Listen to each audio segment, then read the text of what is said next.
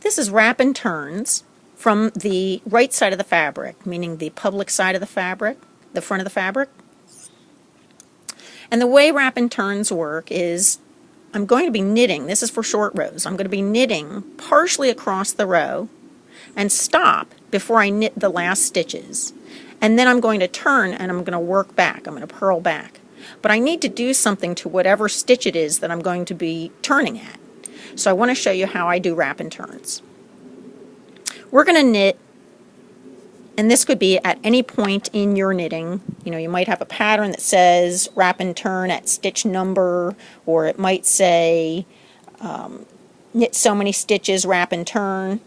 At the point where I'm going to wrap and turn, I'm going to stop, and the next thing I'm going to do is I'm going to slip a stitch as if to knit. Now what's going to happen is my leading leg's going to be in the back. I want to do that. This is slightly different than some that you may have seen, but I find this is going to be the cleanest and least visible wrap and turn you've seen. After I've slipped this stitch knitwise, I'm going to bring my yarn to the front, meaning I'm just going to bring it between my two needles, and I'm going to bring it to the front, and then I'm going to slip that stitch back without turning it, and you'll see the leading leg is in the back. I'm going to turn my work, and now we've got a little wrap that's going around the bottom of the stitch. While you're practicing, it's a really good idea to put a marker on the wrap itself, and that means that I'm just putting a marker on the working yarn, and I'm just going to hold it out of the way while I purl back. Bring my yarn to the back, and let's go ahead and purl back.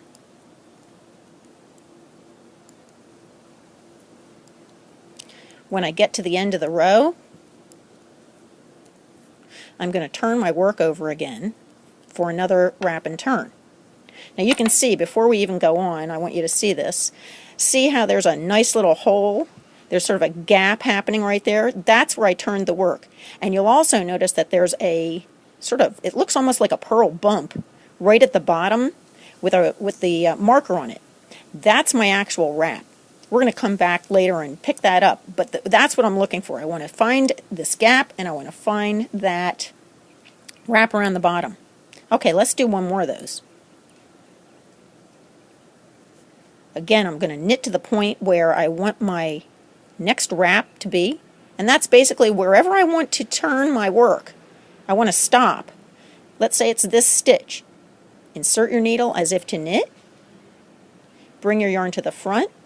Slip the stitch back, and I don't want to turn it or anything, I just want to slip it right back on. I'm going to turn my work over.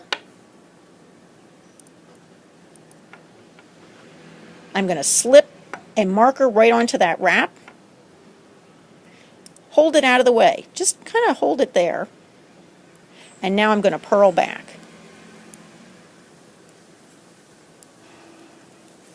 Yes, we're outside. You can hear the lovely sounds of Sherman Oaks, California. Okay. Now you'll see that I have two wraps here. I've got one here, and I've got one here. And I've got two gaps. In the next video, I'm going to show you how you come back and pick up those wraps. And you'll also see that my work is larger on this side than it is on this side. I actually have more rows on this side than I have on this side. That's a beautiful thing. Okay, I'll be right back.